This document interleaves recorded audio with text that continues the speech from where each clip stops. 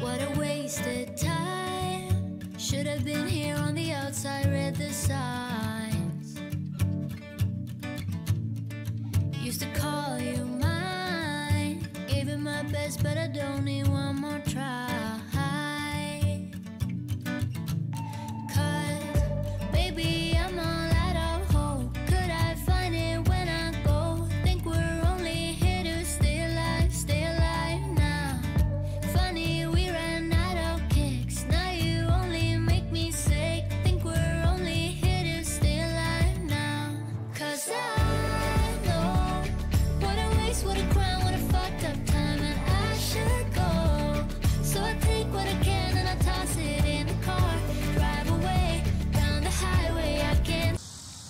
Ayan, hello guys, good morning. Good morning sa ating lahat. Isang nakakalokang morning to everyone. Ang tindi na or mataas na yung sikat ng araw ngayon. And ayun. Hi. Kalimutan na natin si 8660, Sweet 8660 at mukhang wala na siya. Parang feeling ko magdi-disappear na to sooner. Paano? Binash nyo na rin. Shalak. Thank you sa mga very supportive comments nyo guys. As in, appreciate ko talaga. After 5 to 7 days, for sure, meron na namang susulpot na bago. Ilipat natin yung camera natin dito. After 5 to 7 days, for sure, meron na namang susulpot na bago. At papalit-palit lang sila ng anyo guys at username. Feeling ko isang tao lang talaga ito. Siyala. Ayun. Ito lang guys. Update lang. Ngayon, meron na tayong na-accept na offer. Alhamdulillah. Meron na rin tayong titirhan. Alhamdulillah. Yung car shipping na lang yung tatawagan ko ngayong araw. Ano pa yung mga gagawin ko? Pipirmahan ko yung mga contract. Hopefully, mabilis na lang to. Shalak!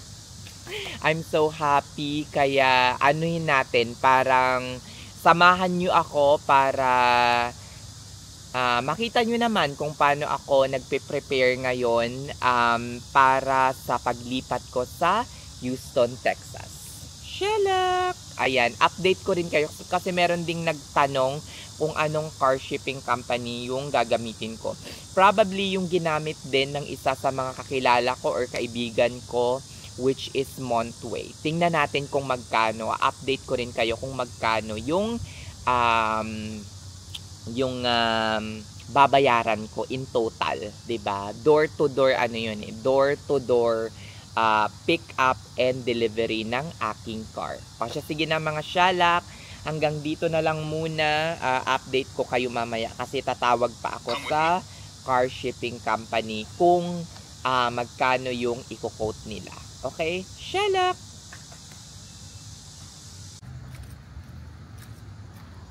And guys, hapon na mga shalak.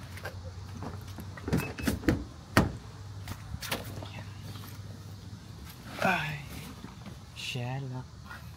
Yan, Bash pa more, Sweet 8680.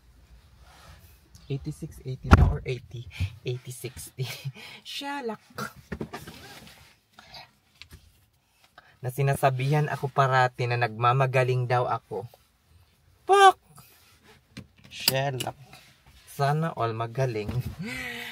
Ayan guys, for today, ay nako hapon na guys, tuloy-tuloy pa rin ako sa pag-i-empake, nakakaloka as in.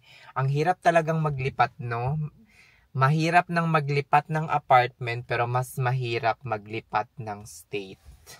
Shalak. Pero kaya natin to, ginusto natin to. This is for our future. And ayun, kanina lang mga around 2 p.m. in-accept ko na yung offer. Charis, parang artista lang. May mga offer. Ayan, in-accept ko na yung offer. Maganda naman yung offer. Ito lang guys ito hindi naman sa tip ko. I don't know if marami nang nakakaalam nito guys. ano ko lang, sabihin ko lang sa inyo ito. About sa pag nag-a-apply kayo from one state to another, sometimes they don't proactively offer relocation assistance. So, since they don't offer relocation assistance, tapos nagtaka ako. Sabi ko, bakit walang relocation assistance sa ano ko, sa offer ko, sa salary job offer? Tapos tinanong ko yung yung recruitment specialist, sabi kong ganun, or talent acquisition. Sabi ko, bakit walang relocation assistance na nakalagay sa package ko? I don't think we're providing relocation assistance. I said, okay. Just give me time, and then sabi ko, kasi meron din akong mga kino-consider na ibang offer. Tapos sabi niya, okay, I'll get back to you. I will talk with the team, sabi niya sa akin. Tapos ayun, pagkabalik, eto, may relocation assistant na guys. At guys, hindi biro-biro yung halaga, as in. Nakakaloka, akala ko mga mga 2K lang or mga 3K lang na mga pang renta rin. Naku, malaki, medyo malaki-laki yung relocation assistance. So, guys, kapag walang relocation assistance, tapos sasabihin niyo, ang laki naman ng offer sa akin, ang laki naman ng ganito, ang laki naman ng compensation package. Guys, kung hindi kayo magpo-proactively offer, sometimes employer will lowball you. Ilo-lowball ka ng mga hinayupak na yan. Kaya ako sabi ko, 'di ba? Alam naman natin yung worth natin. Alam naman natin yung parang halaga natin. Okay, so depende na sa inyo kung paano talaga kayo makikipag-negotiate. Kung meron kayong mga, kunyari, mas smart kayo, maganda yung experience nyo, try to negotiate kahit na offeran na kayo ng ganitong hourly rate. Sabihin niyo, hindi, ganito talaga ako dapat. Charis, wag naman ganon. Sabihin nyo lang, magsabi kayo ng, ang ganda ng experience ko. Sabihin nyo kung board certified kayo, tell them that you're board certified on your certain specialty, and then I want this salary. Like, I want this. I want $200 per hour. Charis, nasa California ka? Mga ganon. To sasabihin naman nila, sometimes they will say no, that's the highest that we can give for you, or they will negotiate as well. Makikipag-negosasyon pa yan. So sabi, okay, we'll meet at the middle. Hindi na masusunod yung gusto mo, pero ito yung i-offer namin, higher than the previous one. O diba, bongga. O siya, sige na, ang dami mong pang sinabi kan, let's go na. Pupunta pa ako ng kasi gutom na ako. And then after this, punta ako ng Walmart or Myers. Bibili ako ng parang malaking bag na lalagyan ko ng mga gamit ko. Kasi ipapaship ko nga itong sasakyan ko, guys. Pero ilalagay ko yung mga ibang gamit kasi allowed ako maglagay ng gamit without any additional fee up to 100 pounds. So, sayang din, diba? O siya, sige na, dara na.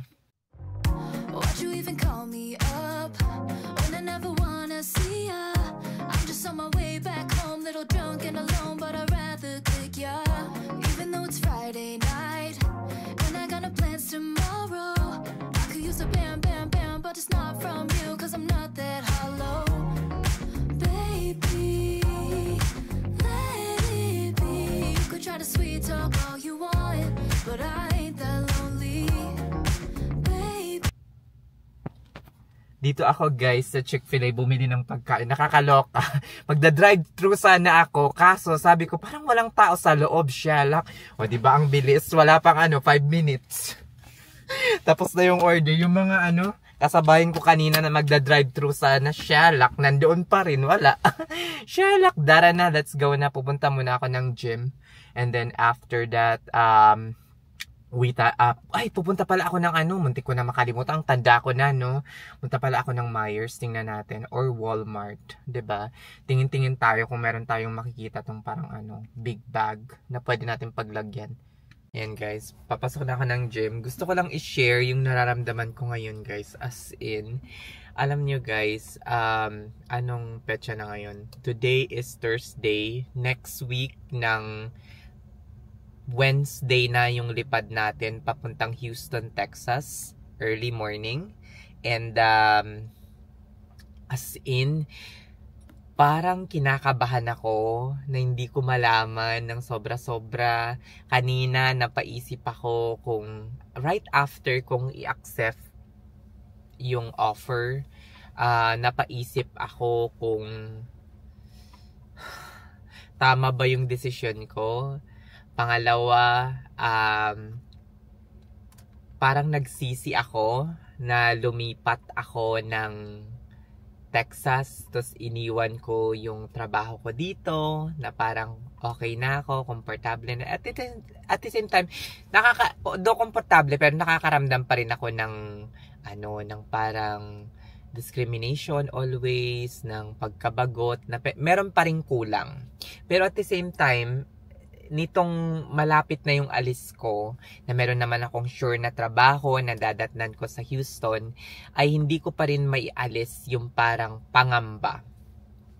Pero, kung maaalala ko, nung umalis ako ng Saudi Arabia, at magdesisyon na mag-take ng NCLEX at sumugal na pumunta dito sa Amerika, hindi ko naman alam kung magiging successful or kaya magiging beneficial sa aking pagkamit para maging isang financially stable, ay ganun din yung nararamdaman ko. So, hopefully, same lang. Kasi kung hindi naman ako sumugal na umalis sa previous work ko sa Saudi Arabia, is wala ako dito sa Amerika ngayon. At wala yung mga meron ako ngayon. Yung tinatamasa kong mga blessing ngayon. So, hopefully, more blessings to come pagdating natin ng Texas. Sino yun? Chalak.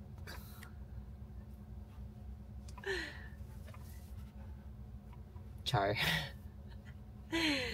Sino kaya yun? Charis.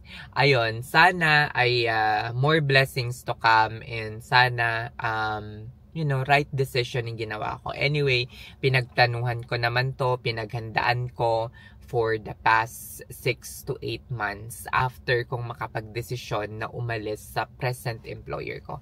Ang pinaka main concern ko lang talaga is yung discrimination sa work. Pangalawa is yung parang walang nangyayari, walang career growth, in short. Wala kang makikita, wala akong natamasang career growth for the past 2.5 years, and wala akong nakikitang magiging kinabukasan ko as a nurse in the next 3 to 4 years, up to 5 years, if I stay in my current employer right now. So, sabi ko, aalis na lang ako. Kasi syempre, lahat naman tayo nag-aasam na, we will not be in the same spot 3 to 4 years from now.